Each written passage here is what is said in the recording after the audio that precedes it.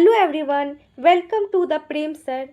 आज के क्लास में हम क्लास 8 का हिस्ट्री का चैप्टर 3 पढ़ने वाले हैं, जिसका नाम है मराठा साम्राज्य का उदय। अब सबसे बड़ा सवाल यह उठता है कि आखिर इस चैप्टर को हम लोग क्यों पढ़ेंगे। तो दोस्तों ज़रा सोचिए, जब देश में बड़ी बड़ी सल्तनतें और ताकतें राज कर रही थी, तब अचानक कुछ ऐसा हुआ कि महाराष्ट्र की पहाड़ियों से उठी एक छोटी सी ताकत ने सबको चौंका दिया। मुगलों और विदेशी ताकतों के होश उड़ गए, क्योंकि मराठा जो थे किसी से डरने वाले नहीं थे। इन्होंने ऐसा दबदबा कायम किया कि बड़े बड़े राजा भी इनके आगे पानी भरने लग गए।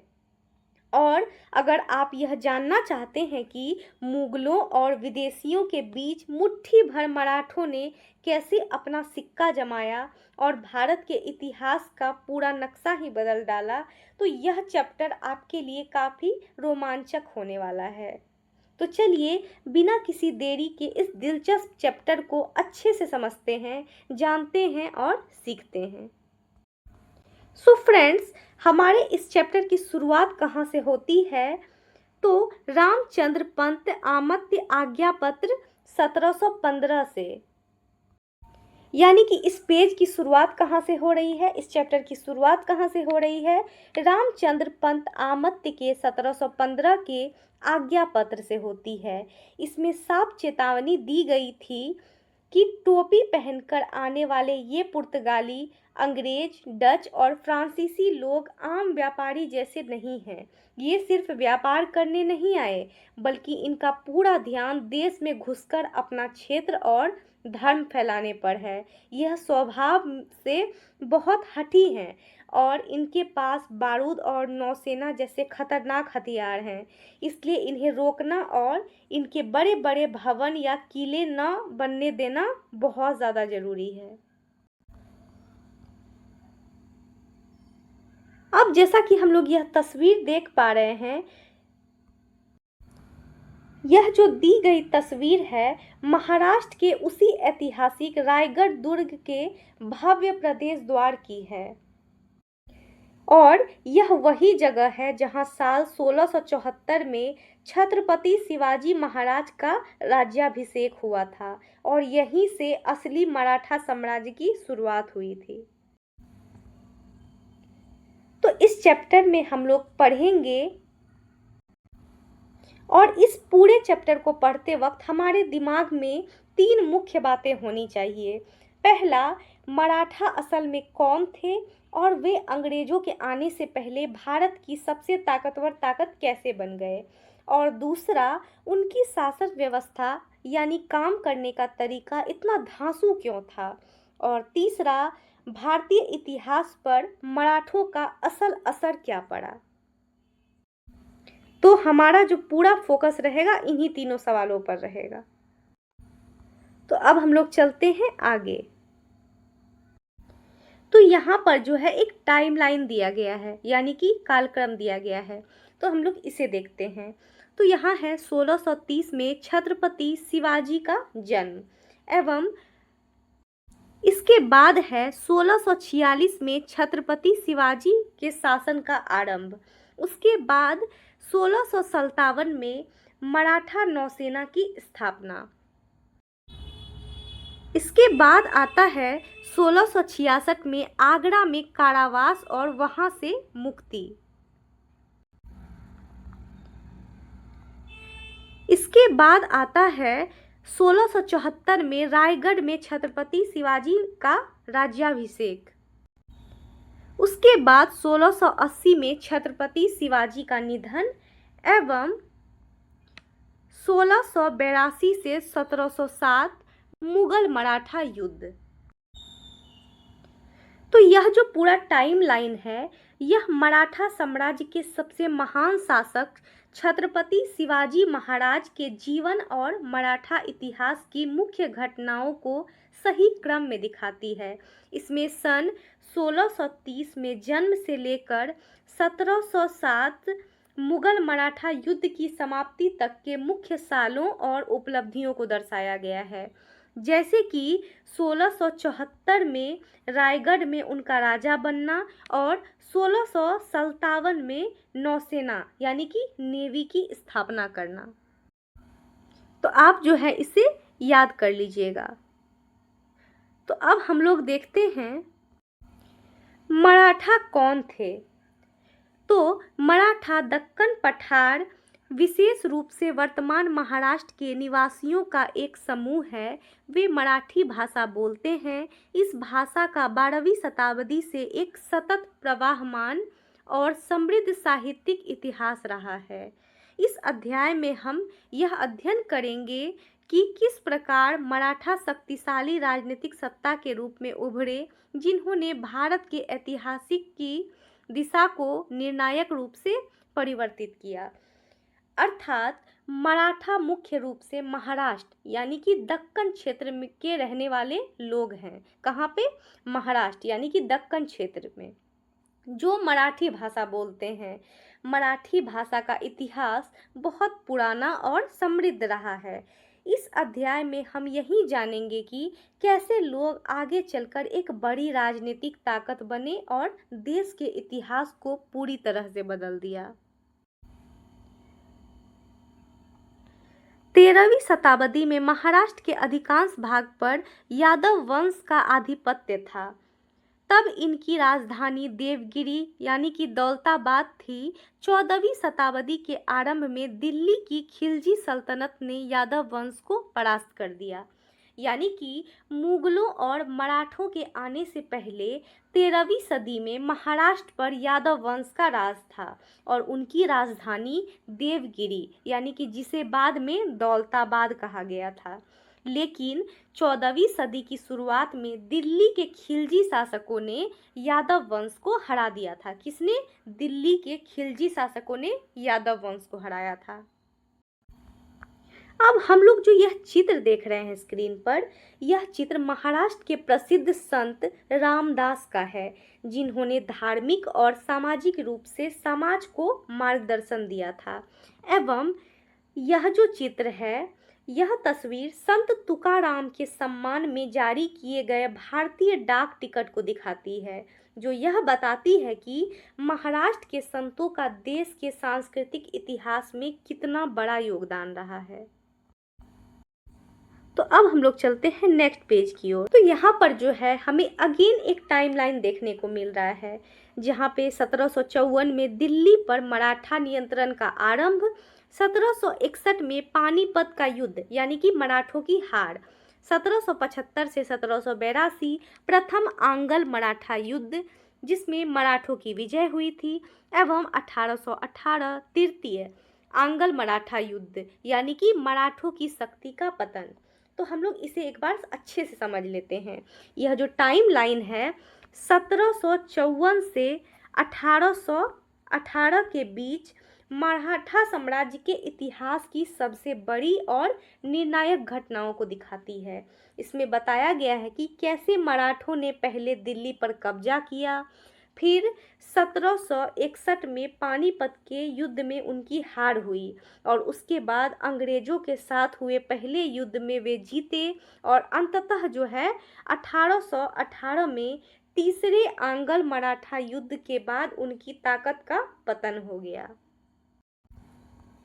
तो आप लोग इसे नोट कर लें और इसे रिमेंबर कर लें। ऐसे राजनीतिक परिवर्तनों के माध्य सांस्कृतिक परंपराएं निरंतर प्रवाहमान रही। विशेष रूप से वे परंपराएं जो भक्ति, ईश्वर या किसी विशिष्ट देवता के प्रति समर्पण से संबंधित थी। 7वीं से 17वीं शताब्दी के मध्य भारत के विभिन्न क्षेत्रों के संतों और साधकों ने आध्यात्मिक उत्थान के लिए बाह्य अनुष्ठानों की अपेक्षा भक्ति मार्ग को अधिक महत्व प्रदान किया। समाज के विविध वर्गों से आने वाले इन संतों ने लोक भाषाओं में भक्ति गीतों और काव्यों की रचना की, जिससे उनके विचार दूर दूर तक पहुँचे। तो हम लोग इसे समझते हैं। भले ही देश में राजनीतिक उथल पुथल मची थी और राजा महाराजा बदल रहे थे, लेकिन देश की सांस्कृतिक और धार्मिक परंपराएं लगातार चल रही थी। 7वीं से 17वीं सदी के दौरान भारत के संतों ने दिखावा या फिर बाहरी कर्मकांड करने के बजाय सच्चे मन से ईश्वर की भक्ति मार्ग को अपना लिया था। इन संतों ने आम जनता की अपनी भाषा यानी कि लोक भाषाओं में भजन और कविताएं रची, ताकि उनकी बातें और ज्ञान दूर दूर तक आम लोगों तक आसानी से पहुंच सके। महाराष्ट्र में ज्ञानेश्वर, नामदेव, तुकाराम, रामदास आदि अनेक संत इस कालखंड में लोकप्रिय हुए। उन्होंने उपनिषदों और भागवत गीता जैसे महत्वपूर्ण ग्रंथों का मराठी में अनुवाद कर इसमें निहित दार्शनिक ज्ञान को जन सामान्य के लिए सुलभ बनाया। यानी कि इस दौर में महाराष्ट्र के अंदर संत ज्ञानेश्वर, संत नामदेव, संत तुकाराम और संत रामदास जैसे कई महान संत हुए, जिन्होंने समाज को नई दिशा दी। इन संतों ने संस्कृत में लिखे कठिन धार्मिक ग्रंथों जैसे उपनिषदों और भागवत गीता के ज्ञान को आम बोलचाल की मराठी भाषा में लोगों तक पहुंचाया। और इन संतों ने कठिन दार्शनिक ज्ञान का अनुवाद करके उसे आम लोगों के समझने लायक बनाया।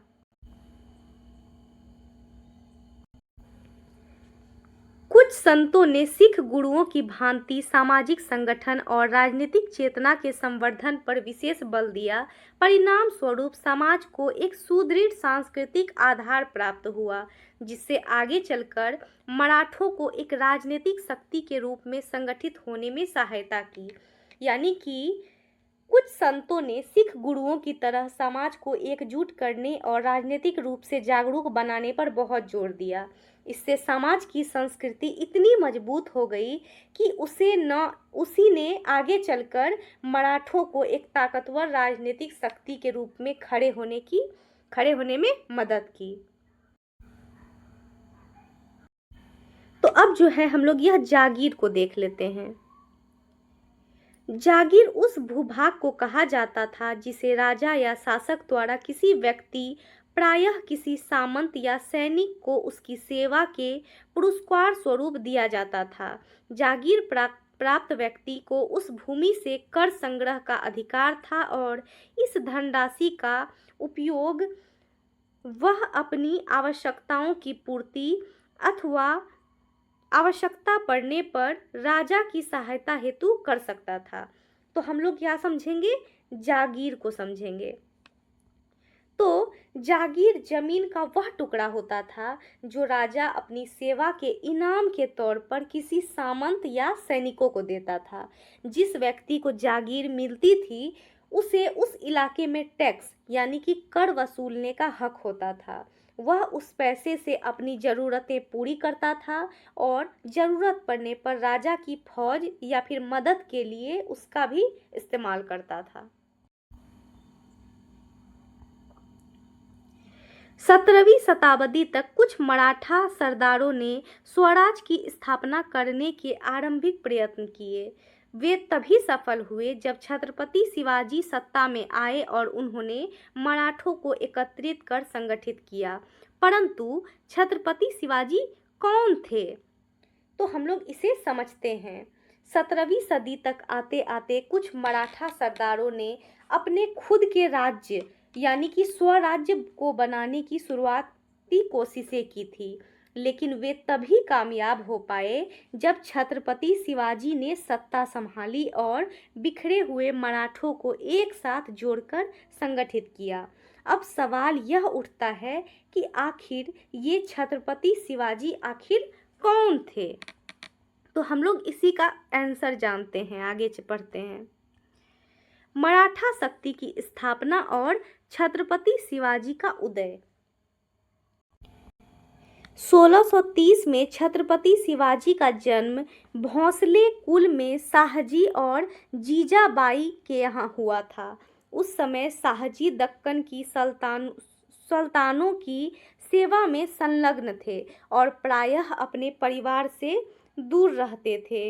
इस बीच उनकी जागीर पुणे में छत्रपति शिवाजी का लालन पालन जीजाबाई और कुछ विश्वस्त अधिकारियों की देखरेख में हुआ, जहां उन्हें उत्तम संस्कार और अच्छी शिक्षा प्राप्त हुई।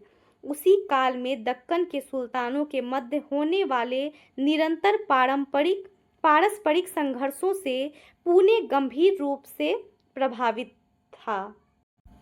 यानी कि मराठा साम्राज्य की नींव रखने वाले छत्रपति शिवाजी महाराज का जन्म कब हुआ था? 1630 में हुआ था। और कहाँ हुआ था?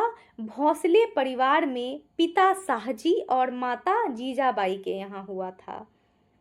और दक्कन के सुल्तानों के मध्य होने वाले निरंतर पारस्परिक संघर्षों से यह जो है पुणे गंभीर रूप से प्रभावित था। यानी कि शिवाजी के पिता शाहजी दक्कन के राजाओं के यहाँ नौकरी करते थे। किसके यहाँ नौकरी करते थे?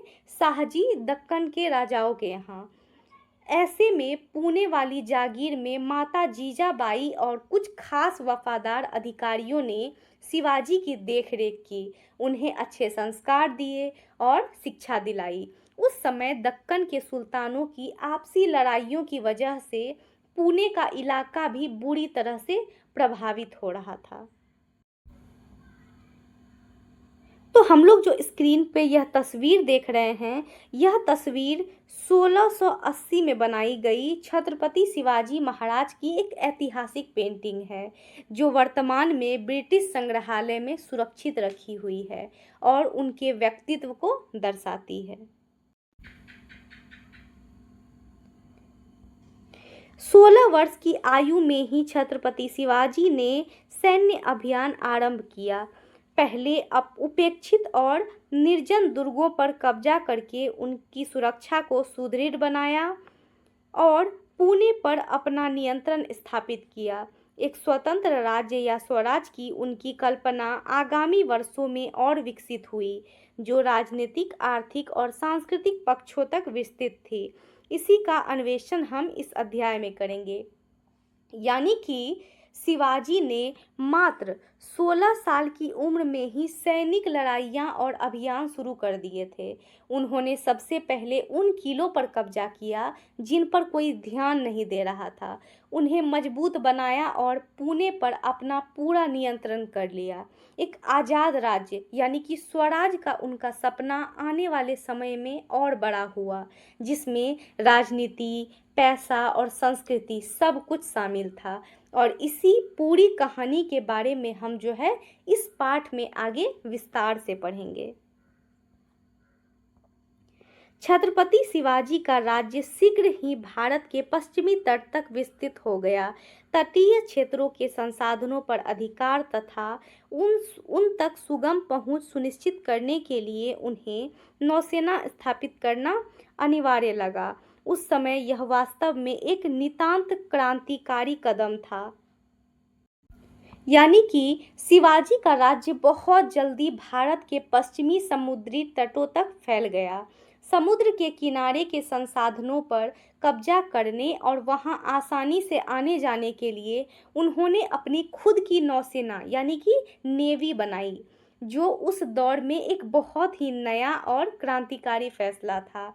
अगर उस समय की दूसरी ताकतों से तुलना करें, जैसे कि बीजापुर सल्तनत, आदिल शाही वंश के पास व्यापारी जहाज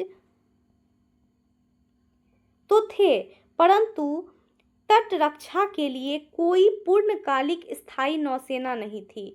यानी कि बीजापुर के आदिल शाही वंश के पास सिर्फ व्यापारी जहाज हुआ करते थे, लेकिन मराठों ने अपनी मजबूत स्थिति बनाई और उस दौर में समुद्र तट की सुरक्षा करने के लिए कोई पक्की और हमेशा रहने वाली नौसेना नहीं होती थी। और यहाँ तक कि मुगलों की सेना में भी नौसेना का काम न के बराबर था।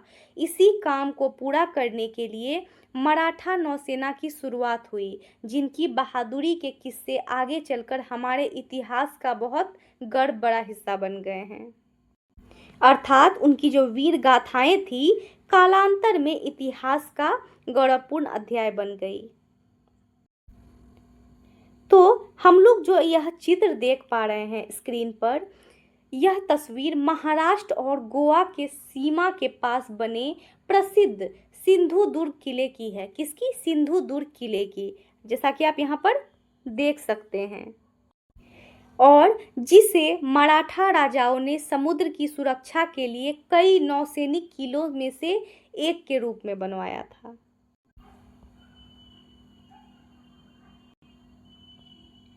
अब देखते हैं, अपनी प्रजा को शक्तिशाली शत्रुओं से सुरक्षित रखने के लिए छत्रपति शिवाजी ने गुरिल्ला युद्ध की रणनीति अपनाई।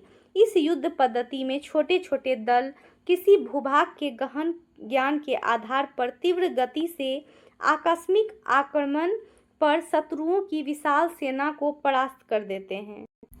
शीघ्र ही उनकी सफलताओं से बीजापुर का सुल्तान विचलित हो उठा और उसने अपने अनुभवी सेनापति अफजल खां को छत्रपति शिवाजी का सामना करने भेजा। छत्रपति शिवाजी और उनके सलाहकारों ने अफजल खां को घने जंगलों के बीच प्रतापगढ़ किले की तलहटी में व्यक्तिगत भेंट के लिए सहमत कर लिया। वहां छत्रपति शिवाजी ने अफजल खां का वध कर दिया और पहाड़ों में छिपे मराठों ने गुरिल्ला आक्रमणों से अफजल खां की सेना को परास्त कर दिया। तो चलिए हम लोग इसे समझते हैं। अपनी जनता को ताकतवर दुश्मनों से बचाने के लिए शिवाजी महाराज ने क्या किया? गुरिल्ला युद्ध यानी कि छापामार युद्ध का तरीका अपनाया। इस रणनीति में सैनिकों के छोटे छोटे समूह इलाके के पूरी जानकारी का फायदा उठाकर अचानक तेजी से हमला करते थे और बड़ी से बड़ी सेना को हरा देते थे। शिवाजी की इन लगातार जीतों से घबराकर बीजापुर के सुल्तान ने अपने जाने माने सेनापति अफजल खान को उनसे निपटने के लिए भेजा। शिवाजी और उनके सलाहकारों ने समझदारी दिखाते हुए अफजल खान को प्रतापगढ़ किले के पास घने जंगलों में अकेले मिलने के लिए राजी कर लिया। उसके बाद क्या हुआ? शिवाजी ने उसका वध कर दिया। किसका? अफजल खां का। और पहाड़ों में छुपे मराठा सैनिकों ने छुपकर हमला करके अफजल खान को बुरी तरह से हरा दिया।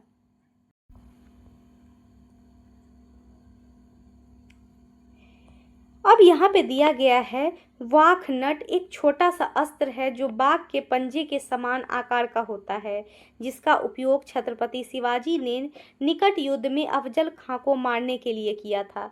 यानी कि यह जो हम लोग तस्वीर देख रहे हैं, यह वाख नग यानी कि बाघ के पंजे जैसे दिखने वाले उसी प्राचीन हथियार को दिखाती है। और यह बताया गया है कि जो बाघ के पंजे जैसा दिखने वाला एक छोटा सा हथियार होता है, यानी कि ये जो होता है, शिवाजी ने इसी हथियार का इस्तेमाल पास से लड़ते वक्त अफजल खां को खत्म करने के लिए किया था।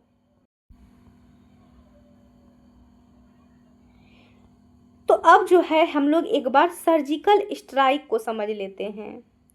अन्य लोगों या बुनियादी ढांचे को कोई या न्यूनतम क्षति पहुंचाए बिना की गई सैन्य कार्रवाई, जिसका उद्देश्य केवल एक विशिष्ट लक्ष्य को क्षति पहुंचाना होता है। यानी कि सर्जिकल स्ट्राइक का मतलब ऐसी सैनिक कार्रवाई से है जिसमें आम लोगों या आसपास की इमारतों को बिना किसी नुकसान यानी कि या बहुत कम नुकसान पहुंचाए सिर्फ एक खास और तयशुदा लक्ष्य को निशाना बनाया जाता है। इसके पश्चात मुगल सरदार शाइस्ता खां ने एक विशाल सेना के साथ 3 वर्षों तक छत्रपति शिवाजी के क्षेत्रों पर आक्रमण किया। अंततः केवल कुछ सैनिकों के साथ छत्रपति शिवाजी ने रात्रि में शाइस्ता खां के शिविर पर हमला किया। शाइस्ता खां इस हमले से बाल बाल बच गया, किंतु अपनी कुछ अंगुलियां गंवा बैठा और वह तुरंत महाराष्ट्र छोड़कर चला गया। यह साहसिक आक्रमण आधुनिक सर्जिकल स्ट्राइक के समान है। यानी कि इसके बाद मुगल सेनापति शाइस्ता खां ने भारी फौज के साथ 3 साल तक, कितना साल तक? 3 साल तक शिवाजी के इलाकों पर हमले किए। जवाब में शिवाजी ने रात के वक्त सिर्फ कुछ ही सैनिकों को लेकर शाइस्ता खां के कैंप पर अचानक धावा बोल दिया। इस हमले में शाइस्ता खान की जान तो बच गई, लेकिन उसकी उंगलियां जो है कट गई और वह जो है डर कर तुरंत महाराष्ट्र छोड़कर भाग गया। शिवाजी की यह दुस्साहसिक हमला आज भी सर्जिकल स्ट्राइक जैसा ही था। यानी कि यहाँ पर जो है शिवाजी महाराज का लक्ष्य भी पूरा हो गया और उनको ज़्यादा नुकसान भी नहीं पूछा, काम भी पूरा हो गया। 3 वर्षों तक चले आक्रमणों के प्रतिशोध में छत्रपति शिवाजी ने मुगल साम्राज्य के एक समृद्ध बंदरगाह सूरत गुजरात पर आक्रमण किया। वहां से उन्हें लगभग 1 करोड़ रुपये मूल्य का विशाल खजाना प्राप्त हुआ, जो उस समय के लिए एक बहुत बड़ी राशि थी। उन्होंने धार्मिक स्थलों पर आक्रमण न करने का ध्यान रखा और यहाँ तक कि एक दानवीर व्यक्ति मोहनदास पारेख के घर को सुरक्षित रखा। उन्होंने कुछ वर्षों के बाद सूरत पर पुनः आक्रमण किया। ये घटनाएं इतनी प्रसिद्ध हो गई कि उस समय के एक अंग्रेजी समाचार पत्र लंदन गजट में छपी। इसमें बताया गया कि कैसे छत्रपति शिवाजी ने सूरत में सभी यूरोपीय राजनयिक प्रतिनिधियों को पत्र लिखकर तुरंत धन की भेंट की मांग की थी अथवा वापस आकर उस शहर को नष्ट कर देने की चेतावनी दी थी। तो हम लोग इसे समझ लेते हैं। इन हमलों का बदला लेने के लिए जो है शिवाजी ने मुगलों के बहुत अमीर बंदरगाह सूरत गुजरात पर हमला बोल दिया। वहाँ से उन्हें करीब 1 करोड़ रुपये का बहुत बड़ा खजाना मिला, जो उस जमाने में बहुत बड़ी रकम थी। खास बात यह रही कि उन्होंने धार्मिक जगहों को नुकसान नहीं पहुंचाया और एक दानवीर मोहनदास पारेख के घर को पूरी तरह से सुरक्षित रखा। कुछ साल बाद उन्होंने सूरत पर दोबारा हमला किया। ये किस्से इतने मशहूर हुए कि उस समय के इंग्लैंड के लंदन गजट अखबार में भी छापे गए, जिसमें बताया गया कि शिवाजी ने सूरत के सभी यूरोपीय अफसरों को चिट्ठी लिखकर या तो तुरंत फिरौती देने को कहा था, वरना शहर को तबाह करने की चेतावनी दी थी। सूरत पर आक्रमण मुगल साम्राज्य की शक्ति और प्रतिष्ठा का घोर अपमान था। इसलिए औरंगजेब ने छत्रपति शिवाजी को पराजित करने के लिए एक प्रतिष्ठित राजपूत सेनापति जय सिंह को भेजा। उसके विरुद्ध छत्रपति शिवाजी को पुरंदर दुर्ग पुणे के समीप में हार मानकर संधि करनी पड़ी। उन्हें अपने साम्राज्य का एक बड़ा भाग छोड़ना पड़ा और उनके पुत्र संभाजी को मुगल सेवा में प्रवेश करना पड़ा। यानी कि सूरत पर हुए इस हमले को मुगल बादशाह औरंगजेब ने अपनी ताकत और इज्जत पर बहुत बड़ा धब्बा माना। इसलिए उसने शिवाजी को हराने के लिए अपने एक खास और ताकतवर राजपूत सेनापति राजा जय सिंह को भेजा। किसको? राजा जय सिंह को। जय सिंह के सामने शिवाजी को पुणे के पास स्थित पुरंदर किले में हार मानकर समझौता करना पड़ा। इस समझौते के तहत उन्हें अपने राज्य का एक बड़ा हिस्सा मुगलों को देना पड़ा और अपने बेटे संभाजी को मुगल दरबार में सेवा के लिए भेजना पड़ गया। जयसिंह के प्रयासों से छत्रपति शिवाजी आगरा स्थित मुगल दरबारों में उपस्थित होने के लिए सहमत हुए, जहां उन्हें औरंगजेब और उस मुगल वजीर के सामने खड़ा किया गया जिसे छत्रपति शिवाजी पहले पराजित कर चुके थे। इस अपमान से क्रोधित होकर छत्रपति शिवाजी उसके दरबार से बाहर निकल गए। इस घटना के बाद औरंगजेब ने उन्हें नज़रबंद कर दिया। इस स्थिति से मुक्ति पाने के लिए छत्रपति शिवाजी ने एक रणनीति बनाई। उन्होंने संत महात्माओं और मुगल सरदारों को उपहार भेजने आरंभ कर दिए। उपहारों में प्रायः फल और मिष्ठान होते थे, जो बड़ी बड़ी टोकरियों में भरे होते थे। पहरेदारों ने आरंभ में तो उन उपहारों की जांच की, किंतु शीघ्र ही ऐसा करना बंद कर दिया। छत्रपति शिवाजी को मुगल पहरेदारों से यही अपेक्षा थी। तो चलिए हम लोग इसे समझ लेते हैं। राजा जय सिंह की कोशिशों पर शिवाजी आगरा के मुगल दरबार में जाने के लिए राजी हो गए, जहां उन्हें क्या किया गया, औरंगजेब और उस वजीर के सामने खड़ा किया गया जिसे वो ऑलरेडी हरा चुके थे। और इस बेइज्जती से नाराज होकर शिवाजी दरबार से बाहर चले गए, जिसके बाद क्या हुआ, औरंगजेब ने उन्हें कैद कर दिया, यानी कि नज़रबंद कर दिया। इस कैद से निकलने के लिए उन्होंने एक चाल चली और संतों तथा मुगल सरदारों को फल और मिठाइयों से भरी भरी टोकरियां उपहार में भेजना शुरू कर दिया। शुरुआत में तो पहरेदार उन टोकरियों को काफ़ी चेक करते थे, काफ़ी तलाशी लेते थे, लेकिन बाद में उन्होंने बंद कर दिया ऐसा करना। शिवाजी यही चाहते थे और इसी मौके का उन्होंने फ़ायदा उठाया।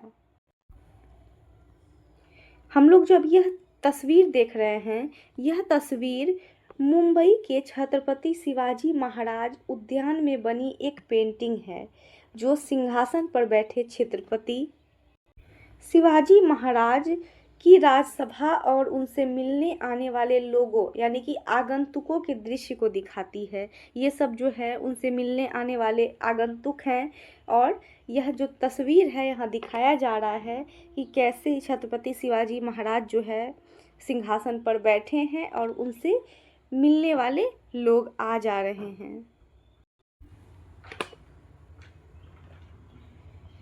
शिवाजी ने अपने पुत्र संभाजी सहित स्वयं को टोकरियों में छिपाकर सफलतापूर्वक अपने आप को मुक्त किया।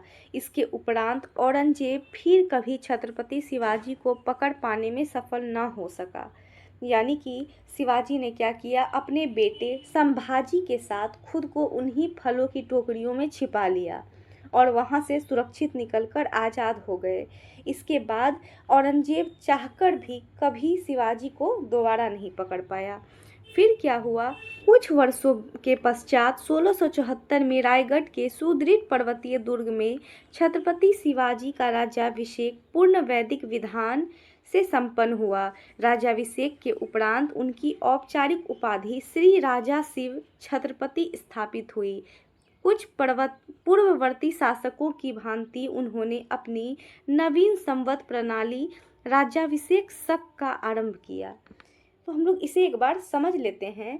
कुछ साल बाद क्या हुआ, 1674 में रायगढ़ के मजबूत पहाड़ी किले पर पूरे हिंदू विधि विधान यानी कि वैदिक रीति रिवाज से शिवाजी का राज्याभिषेक किया गया। इस राजा बनने के बाद श्री राजा शिव छत्रपति की आधिकारिक उपाधि मिली। किसकी? श्री राजा शिव छत्रपति। पुराने राजाओं की तरह उन्होंने अपने नाम से एक नया कैलेंडर या संवत राज्याभिषेक शक भी शुरू किया।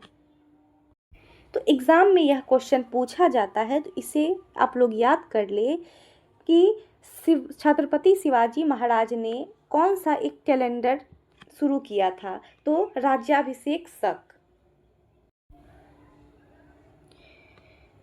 अब देखते हैं, राज्याभिषेक के पश्चात छत्रपति शिवाजी ने दक्षिण दिशा की विजय यात्रा आरंभ की, जिसे दक्षिण दिग्विजय भी कहा जाता है। उन्होंने उत्तरी तमिलनाडु और कर्नाटक के कुछ महत्वपूर्ण भागों एवं अल्प संरक्षित क्षेत्रों पर विजय प्राप्त की। चित्र 3.9 के मानचित्र को देखिए। इस दक्षिणी विस्तार ने आगे चलकर मराठों को मुगल आक्रमण के लिए विरुद्ध रणनीतिक रूप से उल्लेखनीय सामरिक सुदृढ़ता प्रदान की है।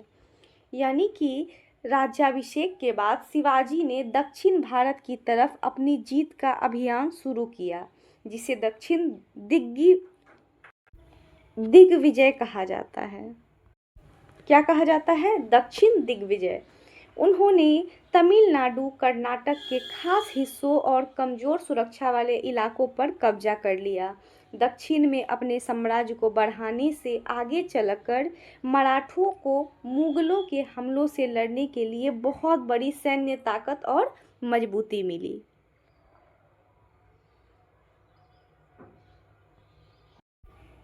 यह जो नक्शा है, यह सन 1680 के आसपास के छत्रपति शिवाजी महाराज के साम्राज्य की सीमा और स्थिति को दर्शाता है। नक्शे में एकाजी की क्या भूमिका रही है, इसके बारे में पाठ में आगे बताया जाएगा।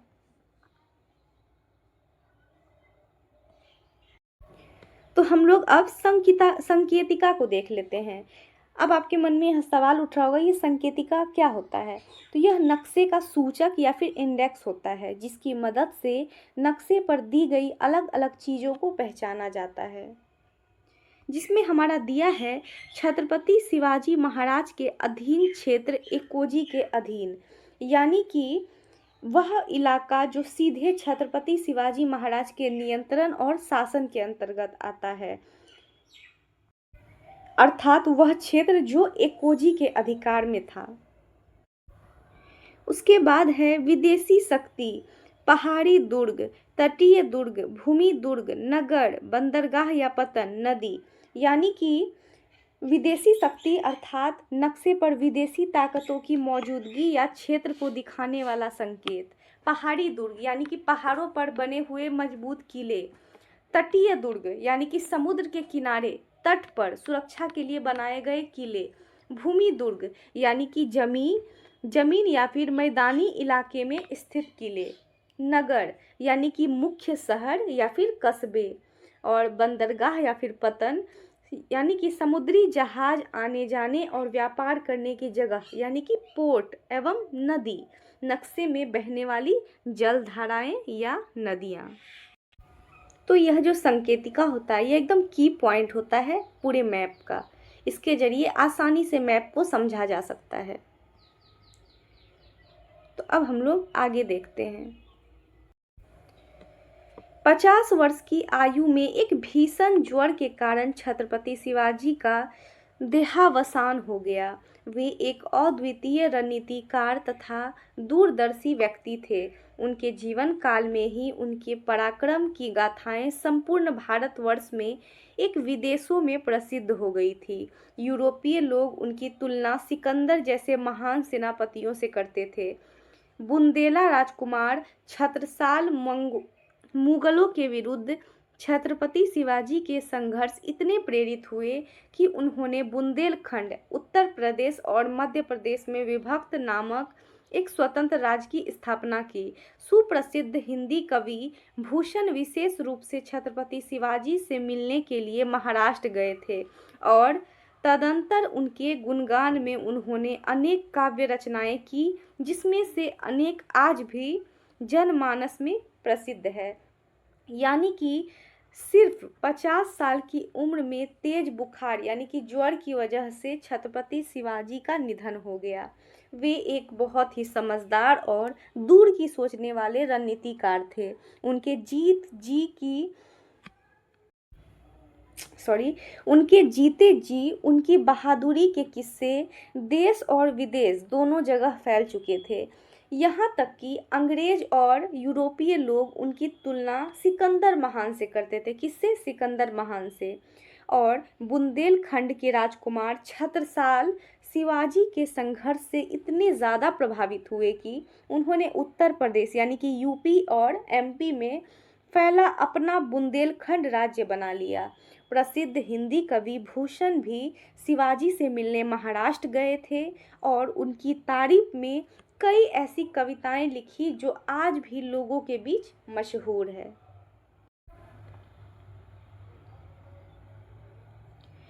तो अब हम लोग देखेंगे छत्रपति शिवाजी के पश्चात मराठा।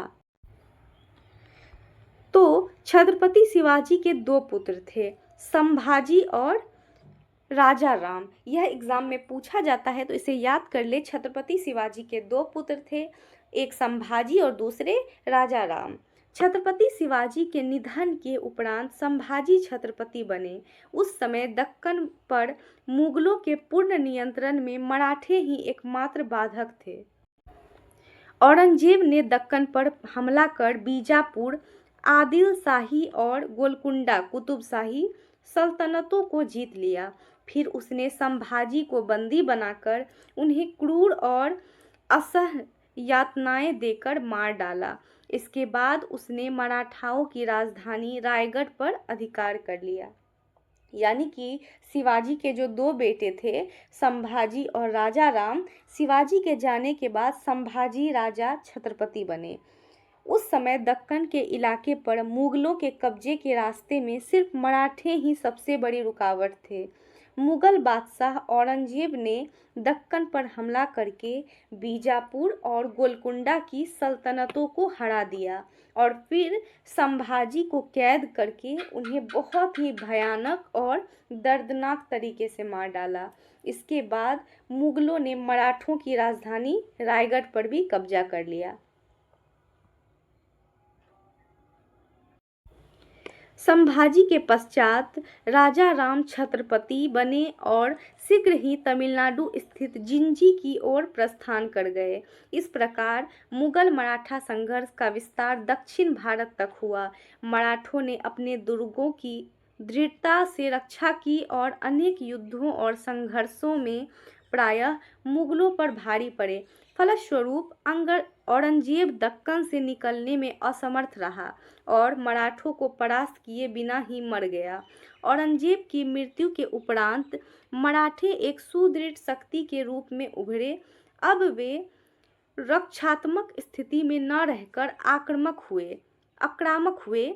छत्रपति राजाराम की रानी ताराबाई के नेतृत्व में मराठों ने मुगल क्षेत्र पर भारी आक्रमण किया और भारतवर्ष के बड़े भाग पर विजय प्राप्त कर अपना अधिकार स्थापित किया। यानी कि संभाजी के बाद राजा राम नए छत्रपति बने थे, जो कि शिवाजी के दूसरे बेटे थे। तो जल्द ही तमिलनाडु के जिंजी किले की तरफ चले गए और इस तरह मुगलों और मराठों की लड़ाई अब दक्षिण भारत तक फैल गई। मराठों ने अपने किलों को मजबूती से बचाया और कई लड़ाइयों में मुगलों पर भारी पड़े। इसका नतीजा यह हुआ कि औरंगजेब जिंदगी भर दक्षिण से निकल ही नहीं पाया और मराठों को हराए बिना ही मर गया। औरंगजेब की मौत के बाद मराठे और ज़्यादा ताकतवर हो गए, यानी कि मराठे जो हैं और भी ज़्यादा ताकतवर होकर उभरे थे। अब वे सिर्फ बचाव की मुद्रा में नहीं रहे, बल्कि उन्होंने हमलावर रुख अपनाया। छत्रपति राजाराम की पत्नी रानी ताराबाई की अगुवाई में मराठों ने मुगलों के इलाकों पर जबरदस्त हमले किए और देश के एक बहुत ही बड़े हिस्से को जीतकर अपना राज स्थापित कर लिया। तीव्रता से हुए इस विस्तार के मध्य मराठों में भी संरचनात्मक परिवर्तन हुए। छत्रपति शिवाजी के काल का केंद्रीकृत राज्य धीरे धीरे अधिक विकेंद्रीकृत रूप लेने लगा। यद्यपि नाम मात्र रूप से छत्रपति ही केंद्र में बने रहे, परंतु प्रादेशिक सरदार अधिक शक्तिशाली हो गए। यानी कि इतनी तेजी से फैले साम्राज्य के बीच मराठों की शासन व्यवस्था में भी बदलाव आए। शिवाजी के समय जो राजपाट एक ही केंद्र से चलता था, वही धीरे धीरे बंटने यानी कि विकेंद्रीकृत होने लगा। कहने को तो राजा छत्रपति ही मुख्य माने जाते थे, लेकिन असलियत में अलग अलग इलाकों के सरदार और ताकतवर होते चले गए।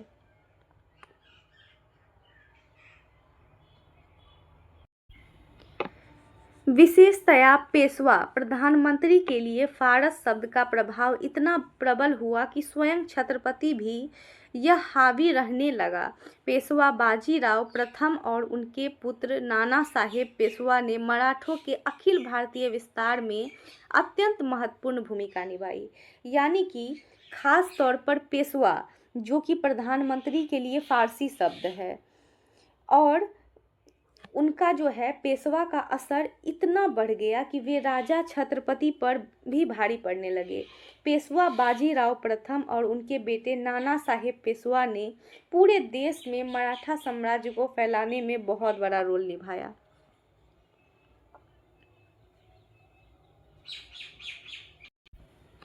मराठों ने भारत के विशाल भूभाग को अपने अधीन कर लिया और सामान्यतः उस पर सुशासन किया।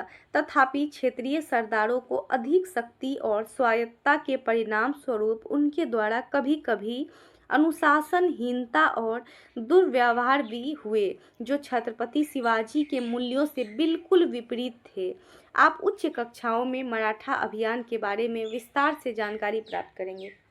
यानी कि मराठों ने भारत के बहुत बड़े हिस्से पर कब्जा कर लिया और आमतौर पर वहाँ अच्छा राजकाज यानी कि सुशासन चलाया।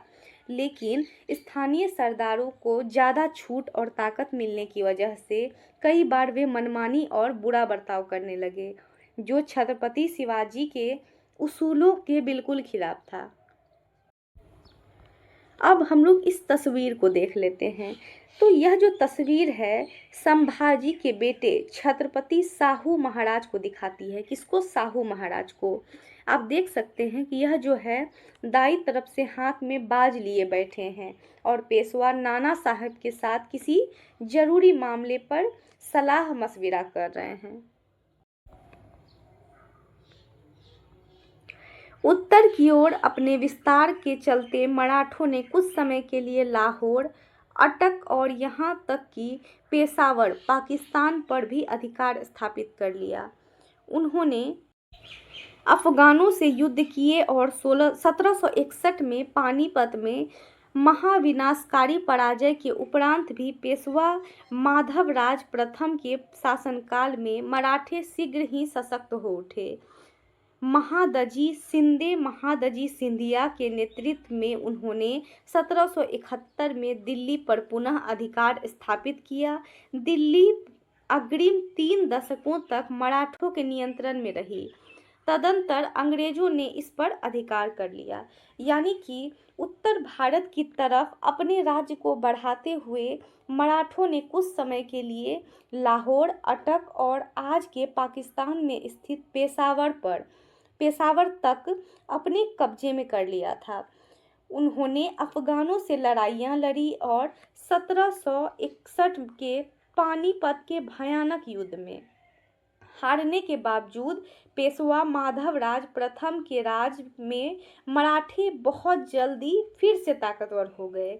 महादजी सिंधिया की अगुवाई में उन्होंने 1771 में दोबारा दिल्ली पर कब्जा कर लिया और अगले 30 सालों तक दिल्ली मराठों के ही नियंत्रण में रही और बाद में क्या हुआ, अंग्रेजों ने इस पर कब्जा जमा लिया। 18वीं शताब्दी के उत्तरार्ध में भारत में अंग्रेजों के मुख्य प्रतिद्वंदी मराठे ही थे। 1775 से 1818 के मध्य 3 आंग्ल मराठा युद्ध हुए। मराठों में बढ़ते आंतरिक कलह और विघटन एवं अंग्रेजों की उत्तम संगठनात्मक क्षमता और तकनीकी श्रेष्ठता के कारण अंततः मराठा शक्ति का समापन हुआ। वस्तुतः अंग्रेजों ने भारत को मुगलों एवं किसी अन्य शक्ति की तुलना में मराठों से अधिक प्राप्त किया। यानी कि 18वीं सदी के आखिरी सालों में भारत के अंदर अंग्रेजों में सबसे बड़े दुश्मन या टक्कर देने वाले सिर्फ मराठा ही थे। तो साल 1775 से साल 1818 के बीच अंग्रेजों और मराठों के बीच 3 युद्ध हुए। कितने युद्ध हुए? 3 युद्ध हुए। आपस की फूट यानी कि आंतरिक कलह, राज्य का बिखरना और अंग्रेजों की बेहतरीन प्लानिंग व आधुनिक तकनीक के चलते आखिरकार मराठा ताकत खत्म हो गई। सच तो यह है कि अंग्रेजों ने बाकी किसी भी राजा या मुगलों की तुलना में मराठों को हराकर ही भारत का सबसे बड़ा हिस्सा अपने हाथ में लिया था। तो अब हम लोग देखते हैं आगे। यहाँ बोला गया है, क्या आप जानते हैं कि पेशवाओं के अधीन एक शक्तिशाली अधिकारी नाना फडणवीस को पहला अखिल भारतीय ब्रिटिश विरोधी गठबंधन बनाने का श्रेय दिया जाता है। उन्होंने इस प्रयास में मैसूर के हैदर अली और हैदराबाद के निजाम जैसे पुराने विरोधियों को भी एकजुट किया था। अर्थात यहाँ बताया गया है कि पेशवाओं के खास अधिकारी नाना फडणवीस ने अंग्रेजों के खिलाफ देश का पहला बड़ा संगठन यानी कि गठबंधन बनाया था। खास बात यह है कि उन्होंने इस काम के लिए मैसूर के हैदर अली और हैदराबाद के निजाम जैसे पुराने दुश्मनों को भी एक साथ मिला लिया था। अब हम लोग जो यह तस्वीर देख रहे हैं, यह पेंटिंग दिखाती है कि पहले आंग्ल मराठा युद्ध के खत्म होने पर एक ब्रिटिश अधिकारी किस तरह नाना फडणवीस और महादजी सिंधिया के सामने हथियार डाल रहा है, यानी कि आत्मसमर्पण कर रहा है।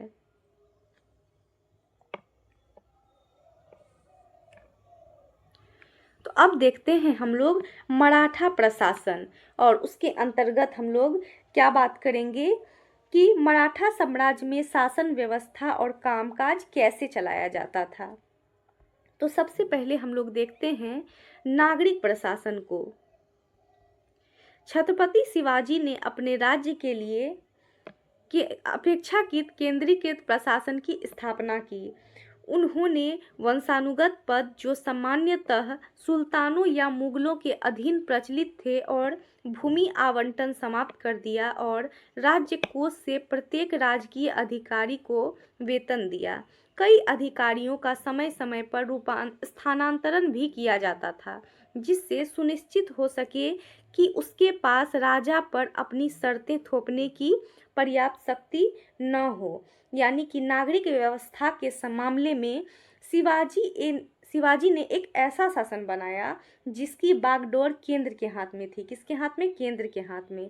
उन्होंने राजा या सुल्तानों के समय से चली आ रही खानदानी यानी कि वंशानुगत नौकरियों और जमीन बांटने की प्रथा को खत्म कर दिया और सरकारी खजाने से हर अधिकारी को पक्की सैलरी देने का नियम बनाया। इसके अलावा अधिकारियों के ट्रांसफ़र यानी कि स्थानांतरण भी किए जाते थे, ताकि कोई भी अफसर इतना ताकतवर ना हो जाए कि राजा पर अपनी मनमानी शर्तें थोप सके।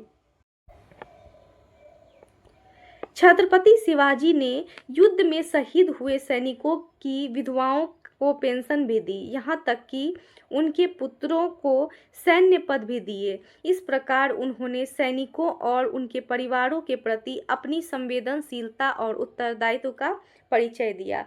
यानी कि शिवाजी अपने सैनिकों और उनके परिवारों का बहुत ख्याल रखते थे। जंग में मारे जाने वाले सैनिकों की पत्नियों यानी कि उसकी विधवाओं को पेंशन दी जाती थी और उनके बेटों को फौज में नौकरी दी जाती थी।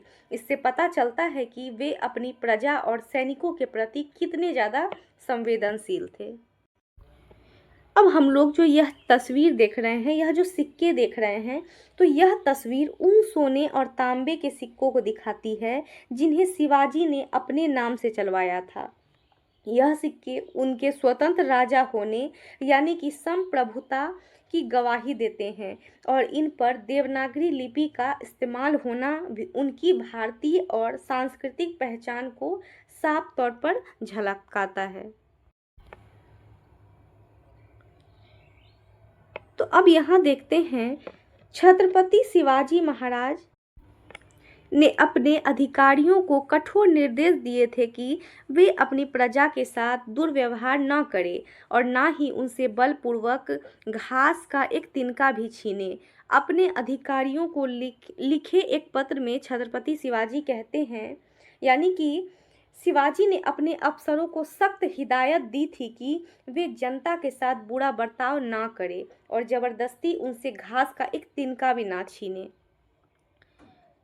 और शिवाजी कहते हैं कि नौसेना के लिए सागौन जैसे बड़े वृक्षों की लकड़ियां आवश्यक है। आवश्यकता तो जंगल से पेड़ काटने की अनुमति ले लो और आगे बढ़ो। आम और कटहल जैसे अन्य वृक्ष भी उपयोगी हैं, किंतु उन्हें मत छुओ क्योंकि ऐसे पेड़ों को बढ़ने में कई वर्ष लगते हैं और लोग उनकी देखभाल अपने बच्चों की तरह करते हैं। यदि तुम उन्हें काट दोगे तो क्या उनका दुख कभी समाप्त होगा? अगर तुम दूसरों पर अत्याचार करके कुछ प्राप्त करते हो तो वह अत्याचारी के साथ साथ शीघ्र ही नष्ट हो जाता है। ऐसे वृक्षों के अभाव में हानि भी होती है, इसलिए किसी भी परिस्थिति में बल का प्रयोग मत करो।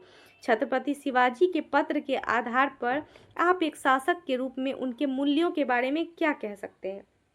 यानी कि यहाँ पे बोला जा रहा है कि शिवाजी ने अपने पत्र में लिखा कि नौसेना के लिए सागौन की लकड़ी जरूरी है, इसीलिए ज़रूरत पड़ने पर जंगल से अनुमति लेकर पेड़ काट सकते हैं, लेकिन आम और कटहल जैसे फलदार पेड़ों को हाथ न लगाएं, क्योंकि उन्हें बड़ा होने में सालों लगते हैं और लोग उनकी अपने बच्चों की तरह देखभाल करते हैं।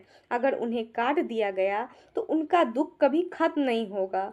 दूसरों पर जुल्म करके हासिल की गई चीज़ और खुद जालिम दोनों बहुत जल्दी बर्बाद हो जाते हैं। इसीलिए किसी भी हाल में ताकत या फिर जोर ज़बरदस्ती का इस्तेमाल ना करें। और इस पत्र से साफ पता चलता है कि शिवाजी एक बहुत ही संवेदनशील, न्यायप्रिय और दूरदर्शी शासक थे, जो न केवल अपनी प्रजा के अधिकारों और भावनाओं की इज्जत करते थे, बल्कि पर्यावरण और प्रकृति यानी कि पेड़ पौधों की रक्षा के प्रति भी उतने ही गंभीर थे।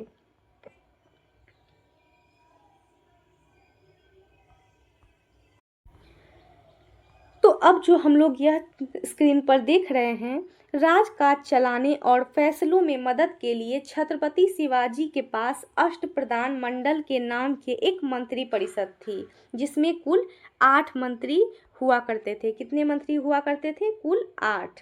तो चलिए हम लोग एक एक को देखते हैं।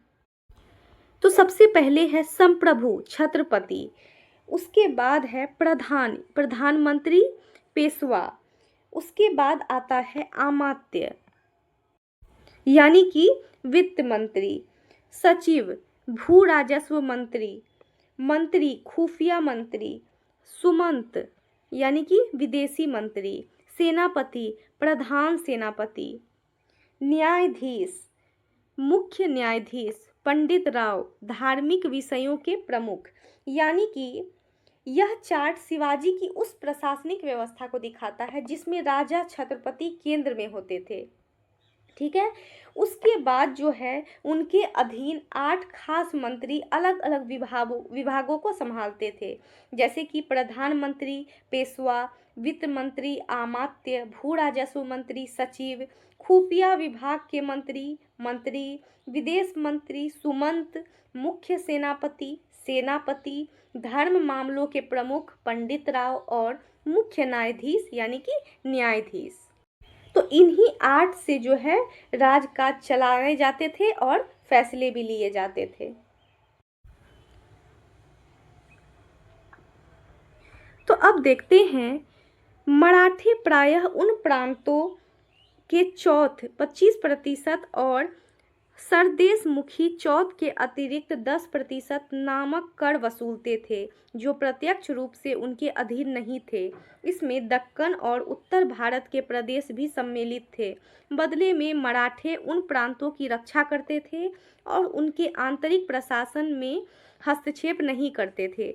मुगलों ने भी विभिन्न संधियों के माध्यम से इस व्यवस्था को स्वीकृति दी और समय के साथ इसमें से कुछ प्रांत मराठा साम्राज्य का भाग बन गए। यानी कि मराठा लोग उन इलाकों से चौथ यानी कि कुल उपज का या फिर आय का 25% यानी कि 1/4 हिस्सा जो है, और सरदेशमुखी यानी कि चौथ के अलावा अतिरिक्त 10% यानी कि 1/10% नाम का टैक्स वसूलते थे, जो सीधे उनके कब्जे में नहीं थे, जैसे कि दक्कन और उत्तर भारत के कुछ क्षेत्र। इसके बदले में मराठे उन जगहों की रक्षा की जिम्मेदारी लेते थे और अंदरूनी मामलों में देखते ही नहीं थे। मुगलों ने भी समझौते के जरिए इस नियम को मान लिया था और बाद में इनमें से कई इलाके मराठा साम्राज्य का हिस्सा बन गए। तो अब हम लोग देखते हैं यहाँ 18वीं शताब्दी में मराठों ने प्रायः मुगल मुद्रा शैली को उसकी लोकप्रियता के कारण अपनाया, किंतु साथ ही उसमें अपने सांस्कृतिक प्रतीक भी जोड़े। उदाहरण के लिए यह दुर्लभ मराठा सिक्का, जिसे गणपति पंत प्रधान रुपया के नाम से जाना जाता है, 19वीं शताब्दी के आरंभ में पटवर्धनों पेशवा के अधीन सेना नायक द्वारा ढाला गया था। इस सिक्के पर देवनागरी और फारसी 2 लिपियों में उनके लेख उत्तीर्ण हैं और गणपति यानी गणेश का आवाहन है, जबकि दूसरी ओर पेशवा, जिसे मराठी में पंत प्रधान कहा जाता था, के प्रति निष्ठा की घोषणा की गई। अर्थात यहाँ पर बताया गया है कि 18वीं सदी में मराठों ने मुगलों का सिक्का चलाने की शैली को इसलिए अपनाया क्योंकि वह आम लोगों में काफ़ी मशहूर थी, लेकिन साथ ही उसमें अपनी संस्कृति की छाप भी छोड़ी। उदाहरण के लिए 19वीं सदी की शुरुआत में, कब? 19वीं सदी की शुरुआत में पटवर्धन यानी कि पेशवा के सेनापति द्वारा चलाए गए गणपति पंत प्रधान रुपया नाम के दुर्लभ सिक्के पर देवनागरी और फारसी दोनों लिपियों में लिखा गया था। इसके एक तरफ भगवान गणेश का नाम होता था तो दूसरी तरफ पेशवा यानी कि पंत प्रधान के प्रति वफादारी की बात दर्ज होती थी। और यहाँ पर जो यह सिक्का दिखाया गया है, यह सिक्का उसी ऐतिहासिक और दुर्लभ गणपति पंत प्रधान रुपया सिक्के को दिखाती है। अब हम लोग बात करते हैं सैन्य प्रशासन के बारे में, यानी कि इसमें जो है हम लोग मराठों की सेना और सैन्य व्यवस्था कैसे काम करती थी, हम लोग उस पर बात करेंगे। मराठा सशस्त्र सेना 3 अंगों में विभाजित थी: पैदल सेना, घुड़सवार सेना और नौसेना। घुड़सवार सेना 2 प्रकार के सैनिकों से बनी थी: बाड़गीर, जिनके घोड़ों और उपकरणों का भुगतान राज्य द्वारा किया जाता था, और सिलेदार, जिनके घोड़ों और उपकरणों का भुगतान स्वयं सैनिक करते थे। 18वीं शताब्दी में मराठों ने यूरोपीय शैली के अनुशासित सैनिकों और तोपें खाने की श्रेष्ठता देखी और उन्होंने ऐसी सैनिक तैयार और भर्ती करने का प्रयास किया। विशेष रूप से महादजी शिंदे के पास एक विशाल यूरोपीय शैली की सेना थी, यानी कि मराठों की सेना 3 हिस्से में बटी थी। कितने हिस्से में? 3 हिस्से में बटी थी। पहला था पैदल सेना, दूसरा था घुड़सवार सेना और तीसरा था नौसेना यानी कि नेवी। घुड़सवार सेना में 2 तरह के सैनिक होते थे। कितने तरह के होते थे? 2 तरह के सैनिक होते थे घुड़सवार सेना में। जिनके घोड़े और हथियार का खर्च सरकार राज्य उठाती थी, उसे बाड़गीर कहते थे। क्या कहते थे? बाड़गीर। तो बाड़गीर का क्या हो गया? जिनके जो घोड़े और उपकरणों का खर्च कौन उठाते थे? सरकार उठाती थी, यानी कि राज्य उठाती थी। दूसरी तरफ थे सिलेदार, और जो सिलेदार थे अपने घोड़े और साजो सामान का खर्च जो है खुद उठाते थे। तो 18वीं सदी में जब मराठों ने अंग्रेजों या यूरोपीय सेनाओं के अनुशासन और तोपें खाने की ताकत को देखा तो उन्होंने भी वैसे ही सैनिक तैयार करने शुरू किए। खासकर महादजी सिंधिया के पास यूरोपियन स्टाइल की एक बहुत ही बड़ी सेना थी। तलवार और भाले मराठों के पसंदीदा हथियार थे।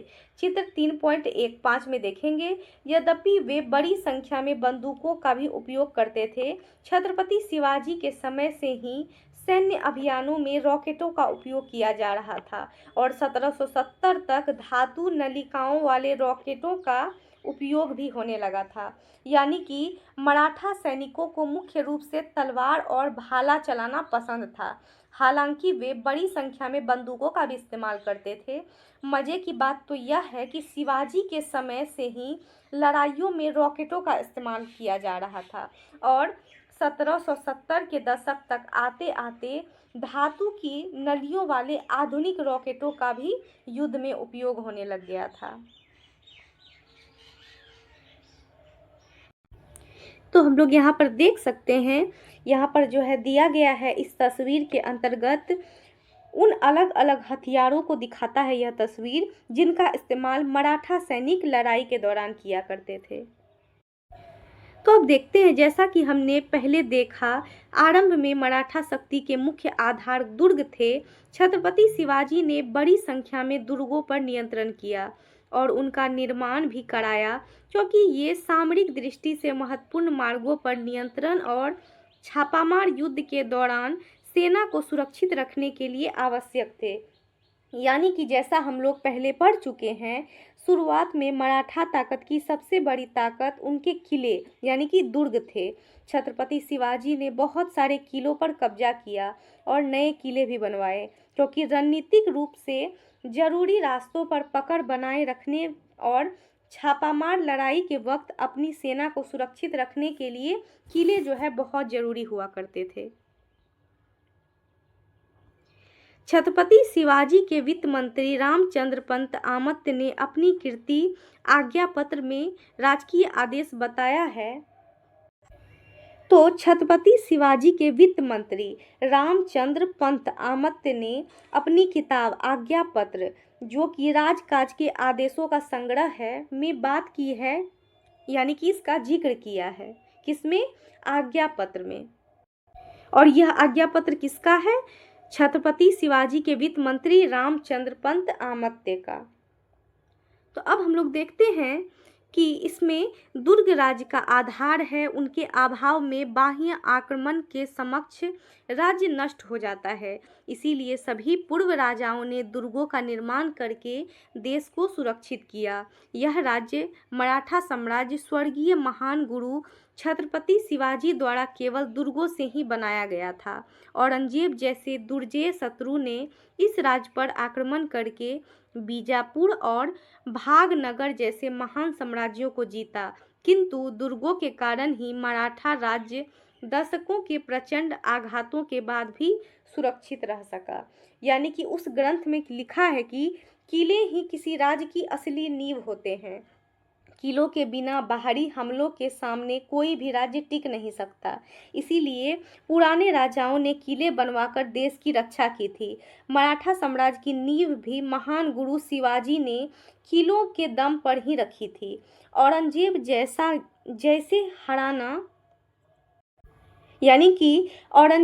जिसे हराना मुश्किल था, उसने हमला करके बीजापुर और भागनगर जैसे बड़े साम्राज्य जीत लिए। लेकिन सिर्फ किले की मजबूती की वजह से ही मराठा राज्य दशकों तक भयानक हमलों को झेलने के बाद भी सुरक्षित बचा रहा।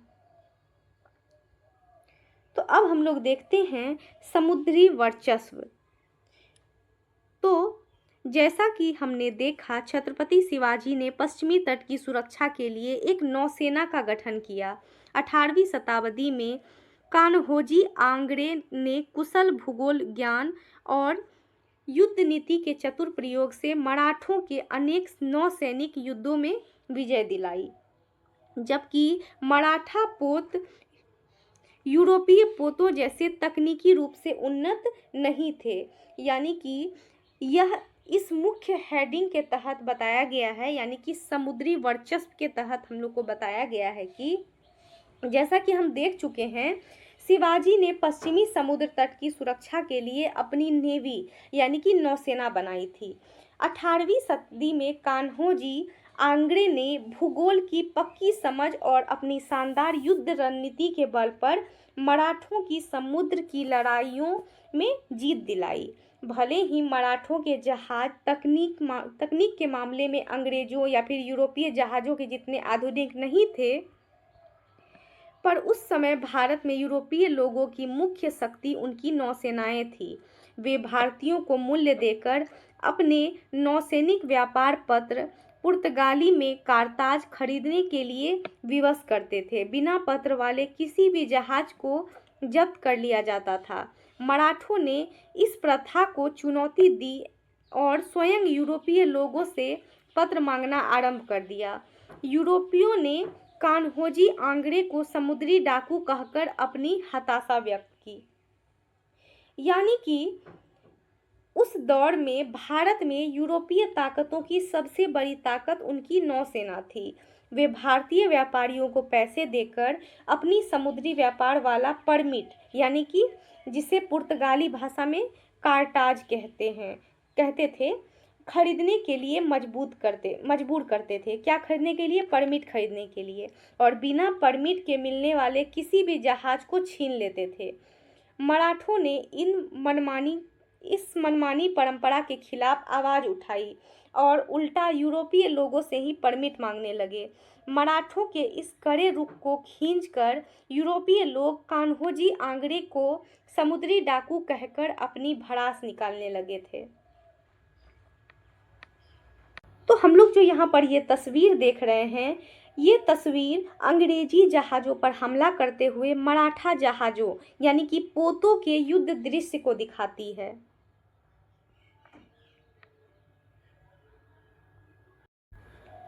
1665 में छत्रपति शिवाजी के बेड़े के 4 पोत ओमान की राजधानी मस्कट पहुंचे।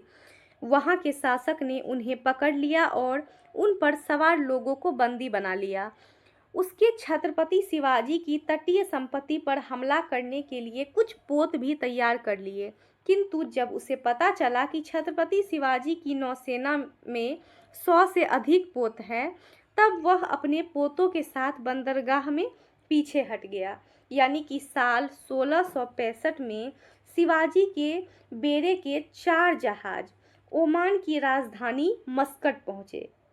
तो एग्जाम में काफ़ी बार पूछा जाता है ओमान की राजधानी कहाँ थी, तो मस्कट, जहाँ वहाँ के राजा ने उनमें सवार लोगों को कैद कर लिया। वह ओमान का शासक शिवाजी के तटीय इलाकों पर हमला करने के लिए जहाज तैयार कर रहा था, लेकिन जैसे ही उसे यह बात मालूम चली कि छत्रपति शिवाजी की नेवी में 100 से भी ज़्यादा जहाज हैं, तो वह डर गया और अपने जहाज़ों के साथ बंदरगाह में पीछे छुपकर बैठ गया।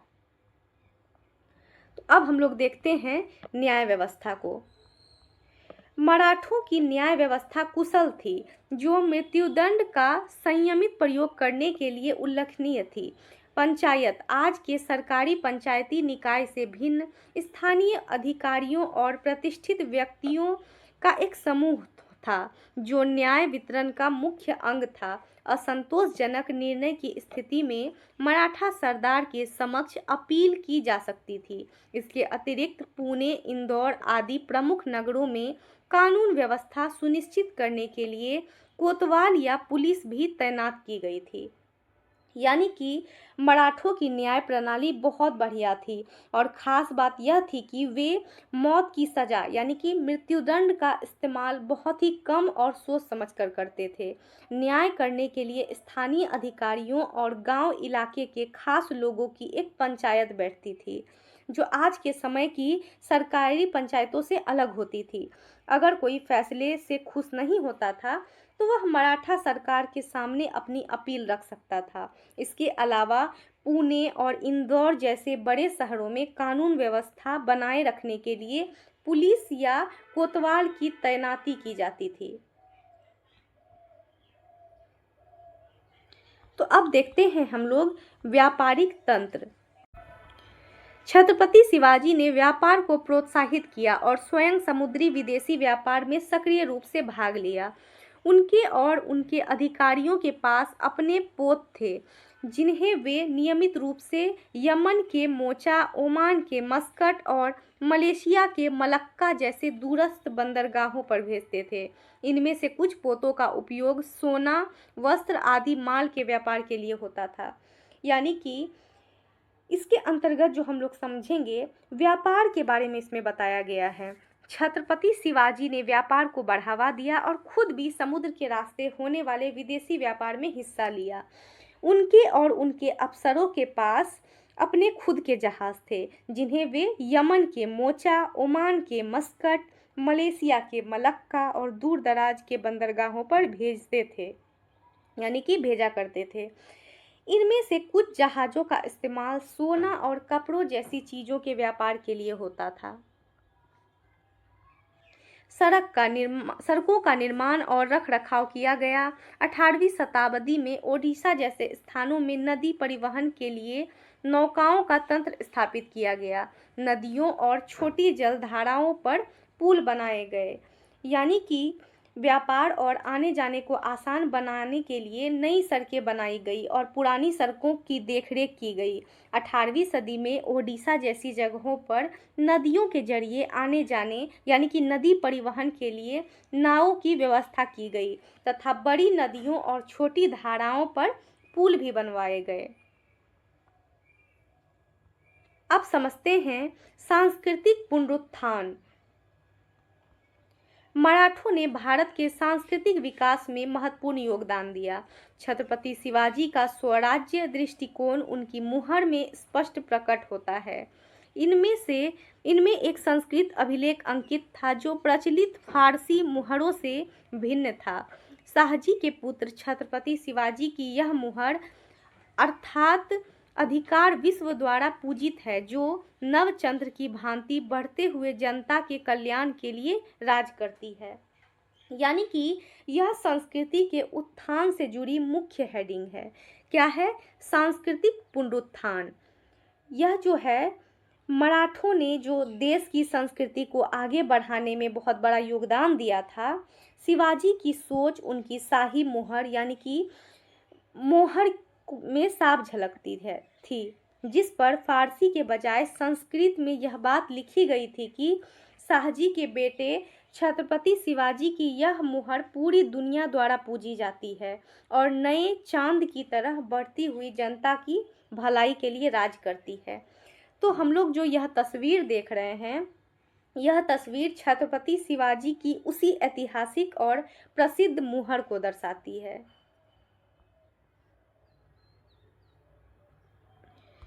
अब देखते हैं, छत्रपति शिवाजी ने मराठी भाषा के प्रचार प्रसार के उद्देश्य से राज्य व्यवहार कोश नामक एक ग्रंथ भी लिखवाया। इसमें राजनयिक आदान प्रदान में प्रयुक्त होने वाले प्रचलित फारसी शब्दों के संस्कृत पर्याय दिए गए। परिणाम स्वरूप मराठा कूटनीति में विदेशी शब्दों का प्रयोग बहुत कम हो गया। छत्रपति शिवाजी एक धर्मनिष्ठ हिंदू थे, जो अपना धर्म का पालन करते हुए अन्य धर्मों का सम्मान करते थे। उनके भगवा ध्वज को सभी मराठों ने अपनाया। उन्होंने अपवित्र किए गए मंदिरों का पुनर्निर्माण किया तथा संस्कृत एवं मराठी साहित्य, धार्मिक संस्थाओं और पारंपरिक कलाओं को प्रोत्साहित किया। यानी कि मराठी भाषा को बढ़ावा देने के लिए शिवाजी ने राज्य व्यवहार कोश नाम की एक किताब तैयार करवाई, जिसमें राजकाज में इस्तेमाल होने वाले फारसी शब्दों की जगह संस्कृत शब्द रखे गए, ताकि कूटनीति में विदेशी शब्दों का इस्तेमाल कम हो सके। शिवाजी खुद बहुत पक्के हिंदू थे, जो अपने धर्म को मानते हुए दूसरे सभी धर्मों का पूरा आदर करते थे।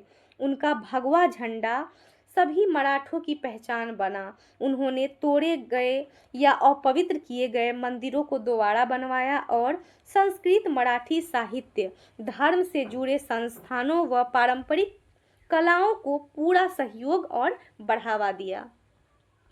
संभवतः उन्होंने प्राचीन भारतीय संस्कृति और मूल्यों के पुनरुत्थान में सबसे अधिक योगदान दिया। उन्होंने लोगों को यह दिखाया कि शक्तिशाली राज्यों और साम्राज्यों को पराजित किया जा सकता है और मराठा अपने साम्राज्य का निर्माण, विस्तार और प्रशासन कर सकते हैं। यानी कि ऐसा माना जाता है कि पुरानी भारतीय संस्कृति और उसके उसूलों को फिर से खड़ा करने में शिवाजी का सबसे बड़ा योगदान रहा है। उन्होंने देश के लोगों को यह यकीन दिलाया कि ताकतवर से ताकतवर राज्यों और साम्राज्यों को भी हराया जा सकता है और मराठा लोग न सिर्फ अपना नया साम्राज्य बना सकते हैं, बल्कि उसे फैलाकर बेहतर तरीके से चला भी सकते हैं। तो अब आते हैं हम लोग शक्तिशाली मराठा महिलाएं। ताराबाई एक निडर मराठा योद्धा रानी थी, जिन्होंने अपने पति राजा राम की मृत्यु के पश्चात 18वीं शताब्दी के आरंभ में शासन किया। यह अनुभव करते हुए कि दक्कन में औरंगजेब और मुगल सेना की उपस्थिति के कारण उत्तर भारत असुरक्षित था, उन्होंने विशाल मराठा सेनाओं का गठन किया और उन्हें उत्तर में मुगल क्षेत्रों पर आक्रमण करने के लिए भेजा। इस अर्थ में वह उत्तर में मराठा विस्तार की सूत्रधार थी। उनकी सैन्य रणनीति की समझ और दृढ़ता ने मुगल साम्राज्य को परास्त किया और एक कठिन समय में मराठा स्वतंत्रता की रक्षा की। यानी कि ताराबाई एक बहुत ही बहादुर मराठा योद्धा रानी थी, जिन्होंने अपने पति राजा राम की मौत के बाद 18वीं सदी की शुरुआत में राज संभाला। यह समझते हुए कि दक्कन में औरंगजेब की फौज होने की वजह से उत्तर भारत खुला और सुरक्षित नहीं है, उन्होंने बड़ी सेनाएं बनाई, उन्हें मुगलों पर हमला करने के लिए उत्तर की तरफ भेजा और इस तरह वे उत्तर भारत में मराठा साम्राज्य को आगे बढ़ाने वाली मुख्य सूत्रधार थी। उनकी शानदार युद्ध नीति और पक्के इरादों ने मुगलों को हराया और बहुत मुश्किल वक्त में मराठों की आज़ादी बचाई। अब हम लोग जो यह तस्वीर यहाँ पर देख रहे हैं, यह जो तस्वीर है यह एमवी धुरंधर द्वारा निर्मित है, यानी कि एमवी धुरंधर द्वारा बनाई गई पेंटिंग है, जो युद्ध के मैदान में रानी ताराबाई को दिखाती है। अब बात करते हैं हम लोग अहिल्याबाई होलकर के बारे में। तो अहिल्याबाई होलकर होलकर राजवंश की उत्तराधिकारिणी थी, जो उत्तर भारत में मराठा विस्तार में महत्वपूर्ण भूमिका निभाने वाले प्रमुख कुलों में से एक था। 18वीं शताब्दी में इस राजवंश ने मध्य भारत में वर्तमान इंदौर के आसपास एक विशाल क्षेत्र पर शासन किया। अपने पति और पुत्र को खोने के उपरांत भी उन्होंने 30 वर्षों तक धैर्य एवं साहसपूर्ण शासन किया। उन्होंने प्रजा का ध्यान रखते हुए बुद्धिमानी से प्रशासन चलाया। अहिल्याबाई एक धर्मपरायण महिला थी। उन्होंने उत्तर में केदारनाथ से लेकर दक्षिण में रामेश्वरम तक समस्त भारत में सैकड़ों मंदिरों, घाटों, कुओं तथा मार्गों का निर्माण जीर्णोद्धार करवाया था। तो हम लोग इस पूरे को समझ लेते हैं एक बार। अहिल्याबाई होलकर होलकर वंश की उत्तराधिकारी थी, जो उत्तर भारत में मराठा साम्राज्य को फैलाने वाले प्रमुख परिवारों में से एक था। 18वीं शताब्दी में इस घराने ने मध्य भारत और आज के इंदौर के आसपास के बड़े इलाके पर राज किया। पति और बेटे को खोने के बाद बड़े दुखों के बावजूद इन्होंने 30 साल तक, कितने सालों तक, 30 साल तक बहुत ही हिम्मत और समझदारी के साथ राजकाज संभाला और जनता की भलाई को हमेशा ध्यान में रखा। अहिल्याबाई भगवान में गहरी आस्था रखने वाली महिला थी। उन्होंने उत्तर में केदारनाथ से लेकर दक्षिण में रामेश्वरम तक पूरे देश में सैकड़ों मंदिरों, घाटों, कुओं और रास्तों का निर्माण व सुधार करवाया था। और हम लोग यहाँ पर देख सकते हैं, यह जो तस्वीर है अहिल्याबाई होलकर की याद में जारी किए गए एक डाक टिकट को दर्शाती है। यह प्रसिद्ध है कि उन्होंने वाराणसी में काशी विश्वनाथ मंदिर का पुनर्निर्माण कराया, जिसे औरंगजेब ने नष्ट करवा दिया था, तथा गुजरात में सोमनाथ मंदिर का, जिसे महमूद गजनवी ने ध्वस्त कर दिया था। अहिल्याबाई होलकर को मध्य प्रदेश में महेश्वर बुनाई उद्योग को बढ़ावा देने और पारंपरिक हथकरघा शिल्प को पुनर्जीवित करने का श्रेय भी दिया जाता है, जो आज भी फल फूल रहा है। यह बात बहुत मशहूर है कि उन्होंने वाराणसी के काशी विश्वनाथ मंदिर, जिसे औरंगजेब ने तोड़ा था, और गुजरात के सोमनाथ मंदिर, जिसे महमूद गजनबी ने तबाह कर दिया था, का दोबारा निर्माण कराया। इसके अलावा मध्य प्रदेश के महेश्वर में बुनाई के काम को बढ़ावा देने और पारंपरिक हथकरघा यानी कि हैंडलूम कला को फिर से जिंदा करने का पूरा श्रेय अहिल्याबाई को जाता है, जो आज भी काफ़ी ज़्यादा मशहूर है।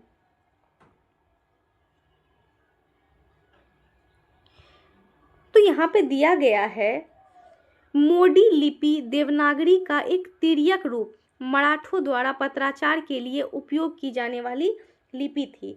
यानी कि मोडी लिपि, जो कि देवनागरी का ही एक तिरछा यानी कि तिर्यक रूप है, मराठा शासकों द्वारा पत्र व्यवहार करने के लिए सबसे मुख्य लिपि के रूप में इस्तेमाल की जाती थी।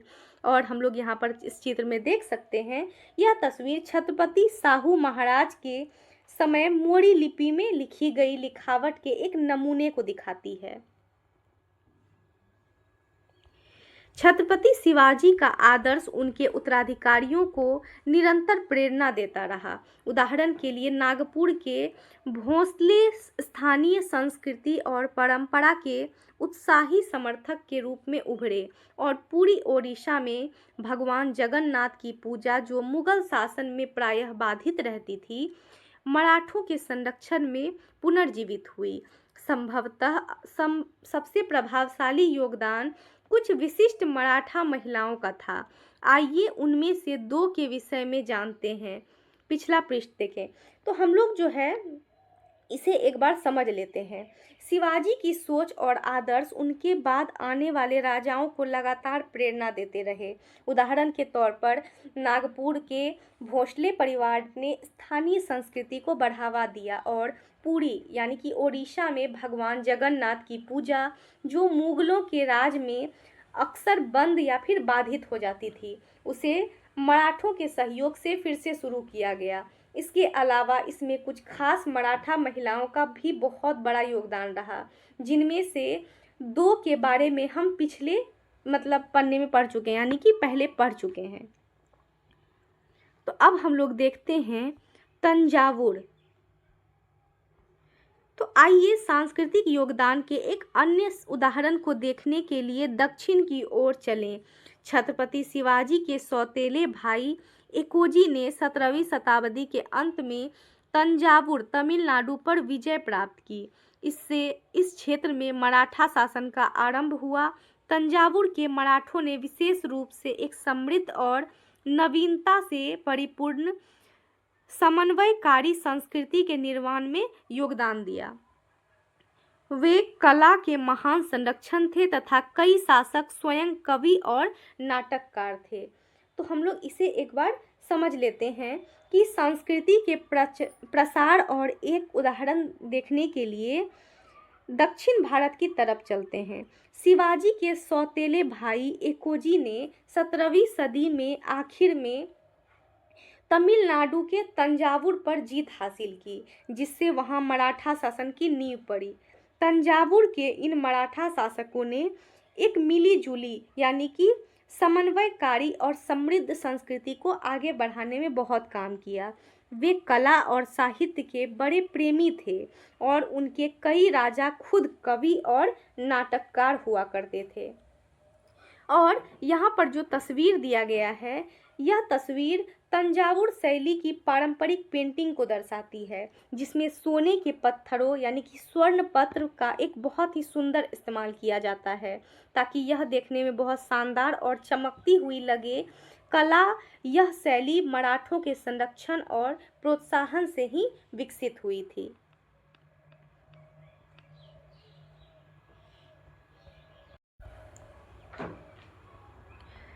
तो तंजावुर के सभी मराठा शासकों में सरफोजी द्वितीय का योगदान सबसे उल्लेखनीय है। वे कई भारतीय और यूरोपीय भाषाओं के ज्ञाता थे। उन्होंने देवेंद्र कुरवंजी नामक एक मराठी नाटक लिखा, जिसमें उन्होंने तत्कालीन विश्व भूगोल का विस्तार से वर्णन किया है। सरफोजी ने अनेक प्रतिभाशाली संगीतकारों को संरक्षण दिया। उनके काल में ही आधुनिक कर्नाटक संगीत का विकास हुआ तथा प्रसिद्ध शास्त्रीय नृत्य शैली भरतनाट्यम के प्रारंभिक चरण विकसित हुए। यानी कि तंजावुर के सभी मराठा राजाओं में सरफोजी द्वितीय का काम सबसे ज़्यादा खास और यादगार रहा। वे कई भारतीय और विदेशी यूरोपीय भाषा के जानकार थे। उन्होंने देवेंद्र कुरवंजी नाम का एक मराठी नाटक लिखा। किस नाम का? देवेंद्र कुरवंजी, जिसमें कि उस समय की दुनिया के भूगोल के बारे में पूरी डिटेल से बताया गया है। सरफोजी ने बहुत सारे हुनरमंद संगीतकारों को अपने यहाँ शरण और बढ़ावा दिया। उनके शासन काल में ही आज के आधुनिक कर्नाटक संगीत की शुरुआत हुई और प्रसिद्ध शास्त्रीय नृत्य भरतनाट्यम के शुरुआती रूप विकसित हुए। और एग्ज़ाम में यह काफ़ी बार पूछा जाता है कि भरतनाट्यम नृत्य शैली कहाँ से संबंधित है, तो कर्नाटक से संबंधित है। अब जो है हम लोग यह जो तस्वीर देख रहे हैं, यह तस्वीर बृहदेश्वर मंदिर की दीवार पर खुदे हुए उस मराठी शिलालेख को दिखाती है, जो भोसले परिवार के इतिहास के बारे में बताता है। सरफोजी की चिकित्सा विज्ञान में गहरी रुचि थी। उन्होंने धनवंतरी महल की स्थापना की, जो एक चिकित्सा केंद्र था। यहाँ भारतीय और पाश्चात्य दोनों प्रकार की चिकित्सा पद्धतियों से रोगों का निःशुल्क उपचार किया जाता था। उन्होंने एक मुद्रणालय भी आरंभ किया, जो भारत में किसी स्थानीय शासक द्वारा स्थापित पहला ऐसा उदाहरण था जो उन्होंने तंजावुर के बृहदेश्वर मंदिर की दीवारों पर भोंसले परिवार का इतिहास उत्कीर्ण कराया, जो भारत के सबसे बड़े एकल शिलालेखों में एक है और भावी पीढ़ियों के लिए एक अमूल्य धरोहर है। तंजावुर का सांस्कृतिक परिवेश बहुभाषी था, जिसमें कई प्रभावों का मिश्रण था। तो हम लोग जो है पहले इसे समझ लेते हैं। राजा सरफोजी की रुचि जो थी मेडिकल साइंस में थी, यानी कि चिकित्सा विज्ञान में बहुत ज़्यादा थी। उन्होंने धनवंतरी महल के नाम से एक अस्पताल या चिकित्सा केंद्र बनवाया था। किसके नाम से? धनवंतरी महल के नाम से। और किसने बनाया था? सरफोजी ने। तो क्या हुआ कि जहाँ पर देसी भारतीय और विदेशी यानी कि पाश्चात्य दोनों तरह की चिकित्सा पद्धतियाँ में मरीजों का बिल्कुल फ्री में इलाज किया जाता था, उन्होंने एक प्रिंटिंग प्रेस यानी कि मुद्रणालय भी शुरू की, जो किसी स्थानीय राजा द्वारा देश में शुरू की गई अपनी तरह की पहली पहल थी।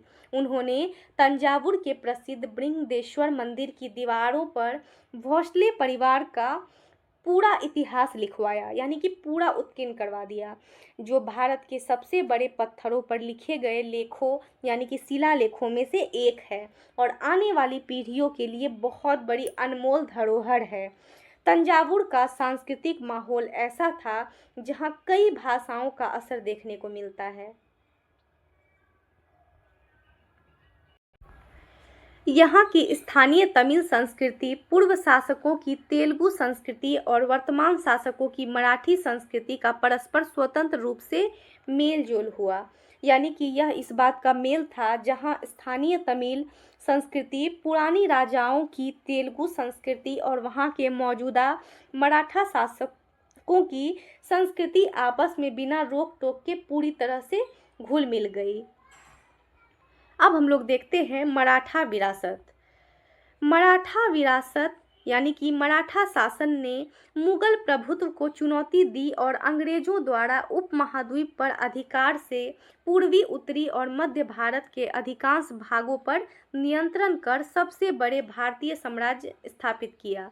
उन्होंने एक कुशल प्रशासन के साथ शासन करने की एक नई विधि स्थापित की और बिना किसी धार्मिक भेदभाव के स्थानीय हिंदू परंपराओं को भी पुनर्जीवित किया।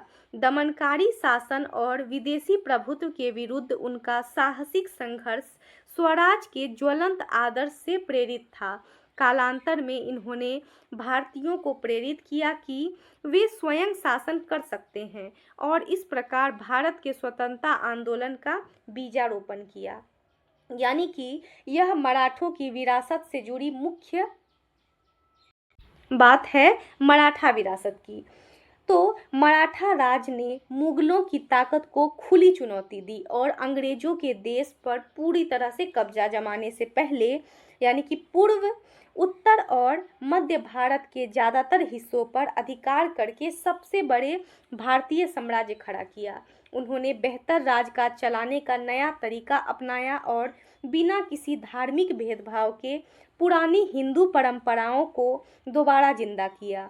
जुल्म और विदेशी राज के खिलाफ उनका यह बहादुरी भरा संघर्ष यानी कि स्वराज, अपनी सरकार और स्वराज के ऊंचे आदर्शों पर टिका था।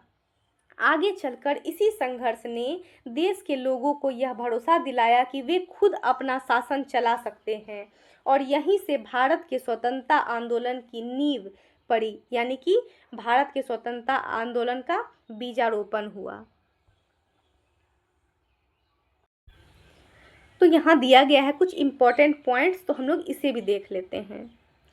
छत्रपति शिवाजी महाराज ने 17वीं शताब्दी में मराठा साम्राज्य की स्थापना की। मुगल सत्ता के प्रति उनके दशकों के प्रतिरोध और उससे प्राप्त अनुभव ने 18वीं शताब्दी में उनके अखिल भारतीय विस्तार में सहायता की। यानी कि शिवाजी महाराज ने 17वीं सदी में मराठा साम्राज्य की नींव रखी थी। कब? 17वीं शताब्दी में।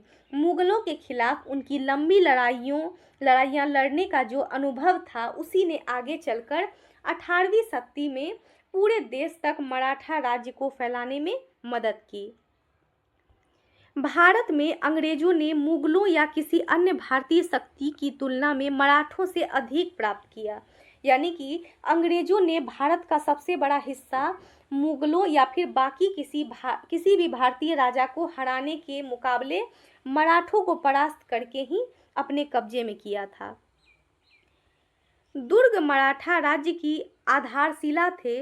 मराठों ने सैकड़ों दुर्गों पर नियंत्रण किया, जिसे उस क्षेत्र पर उनका रणनीतिक नियंत्रण दृढ़ हुआ। यानी कि किले यानी कि दुर्ग ही मराठा साम्राज्य की असली रीढ़ थे। मराठों ने सैकड़ों किलों पर कब्जा किया, जिससे रणनीतिक तौर पर उस पूरे इलाके पर उनकी पकड़ बहुत मजबूत हो गई। उनकी दुर्जय नौसेना ने उस समय की नवीनतम तकनीक तक पहुंच न होने के बाद भी लंबे समय तक यूरोपीय नौसैनिक वर्चस्व का प्रतिकार किया। तो मराठों की शक्तिशाली नेवी के पास जो है उस समय के सबसे आधुनिक जहाज और तकनीक नहीं थी, फिर भी उन्होंने लंबे वक्त तक यूरोपीय ताकतों की समुद्री ताकत को कड़ी टक्कर दी और उनका मुकाबला किया। मराठों ने विभिन्न क्षेत्रों में भारतीयों के मध्य एक नए सांस्कृतिक आत्मविश्वास का संचार किया और इस प्रकार सांस्कृतिक पुनरुत्थान और नवाचार में योगदान दिया। यानी कि मराठों ने देश के अलग अलग हिस्सों में रहने वाले भारतीयों के अंदर अपनी संस्कृति को लेकर एक नया गर्व और आत्मविश्वास जगाया और इस तरह जो है संस्कृति को फिर से आगे बढ़ाने व नए बदलाव लाने में बड़ा योगदान दिया। दोस्तों, इस पूरे चैप्टर में हम लोगों ने देखा कि कैसे छत्रपति शिवाजी महाराज और मराठों ने अपनी बुद्धिमानी और बहादुरी से इतिहास में अपना ऐसा दबदबा कायम किया जिसे आज भी पूरा दुनिया याद रखती है। आई होप कि आप सभी को पूरा चैप्टर अच्छे से समझ में आ गया होगा और काफ़ी मज़ा भी आया होगा पढ़ने में। अगर आपको वीडियो अच्छा लगा हो तो जल्दी से लाइक कर दीजिए और अपने दोस्तों के साथ शेयर कीजिए। और अगर आप चैनल पर न्यू हैं तो चैनल को सब्सक्राइब करना मत भूलिए। तो मिलते हैं हम लोग नेक्स्ट चैप्टर में। Thanks for watching. Like, subscribe and share.